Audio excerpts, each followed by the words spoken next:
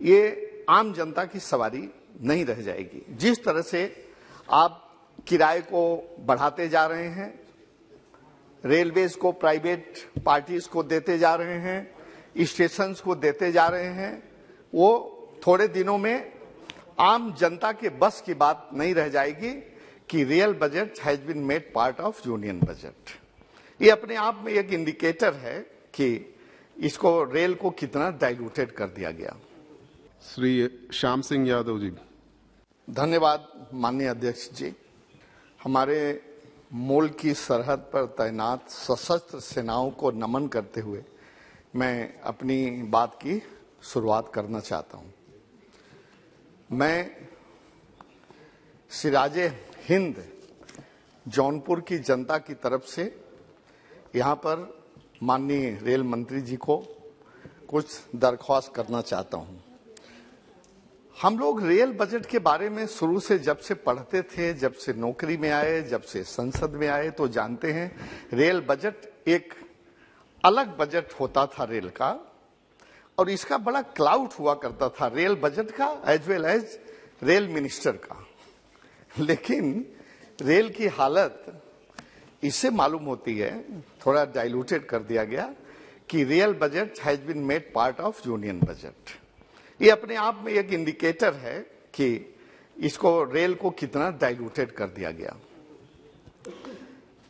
माननीय मंत्री जी, ये इसमें कोई शक नहीं कि रेल ही एक ऐसी आम जनता की सवारियां तो बहुत हैं, कार है, बस है, लेकिन दूर ट्रेवल करने के लिए अगर छोटे छोटे बच्चे हों, बूढ़े हों, बीमार हों, तो रेल जैसी यात्रा कोई यात्रा नहीं है। और ये आम जनता जो है, गरीब जनता कहिए, उसकी सवारी हुआ करती थी। लेकिन मुझे ऐसा एहसास होता है कि आगे आने वाले दिनों में ये आम जनता की सवारी नहीं रह जाएगी। जिस तरह से आप किराए को बढ़ाते जा रहे हैं, रेलवेज को प्राइवेट पार्टीज को देते जा रहे हैं, स्टेशंस को देते जा रहे हैं, वो थोड़े दिनों में आम जनता के बस की बात नहीं रह जाएगी।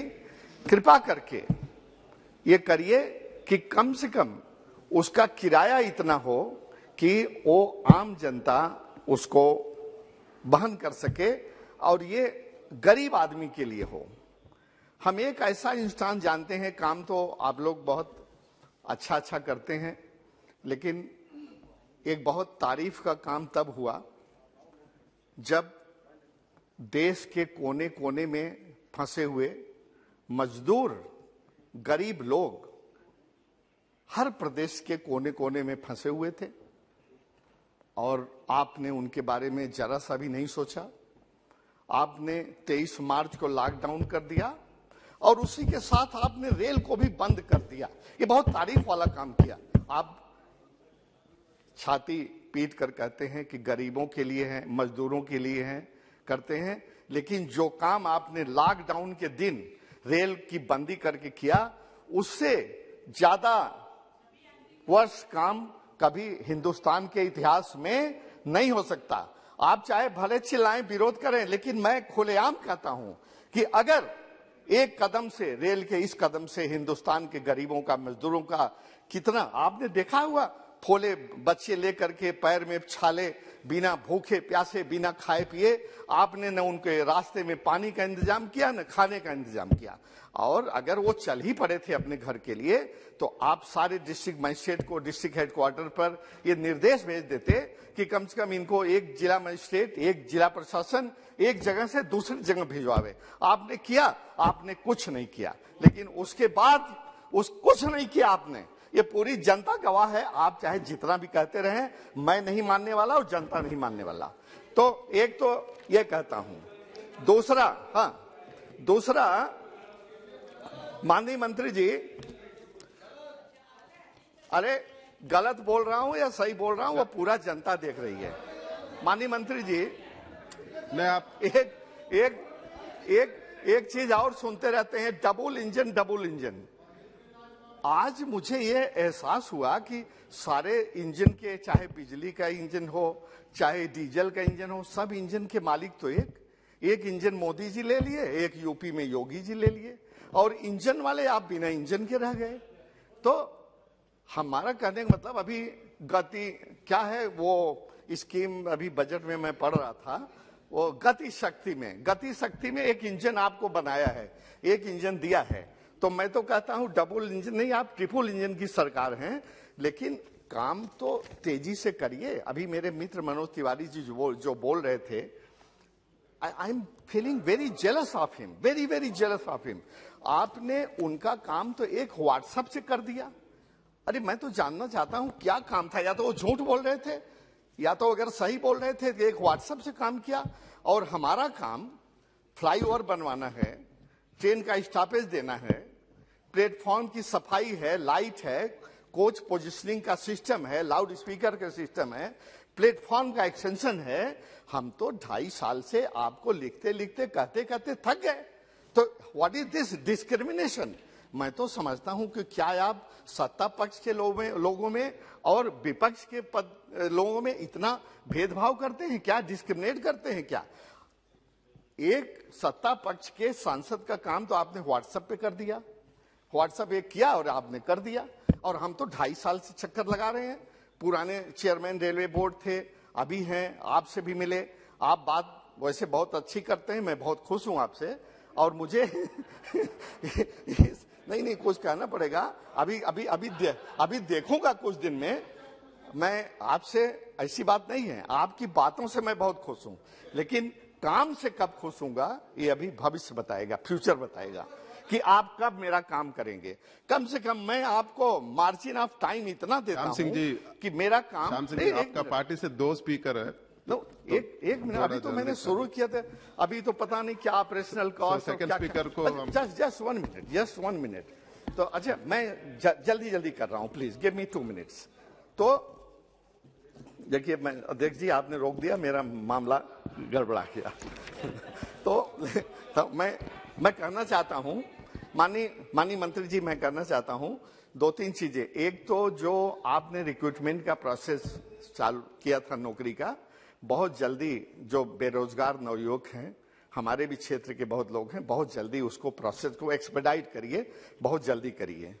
दूसरी चीज, आपने सारी सर्विसेज को, बहुत सर्विसेज आपके IRTS, IRES, IRAS, IRPS, IRSSC, पता नहीं कितनी, सबको आपने अमलगमेट करके एक कर दिया है IRMS। और अभी आपने, मुझे पता लगा कि UPSC में उनके लिए एडवर्टीजमेंट के लिए भी भेजा है, रिक्रूटमेंट करने के लिए।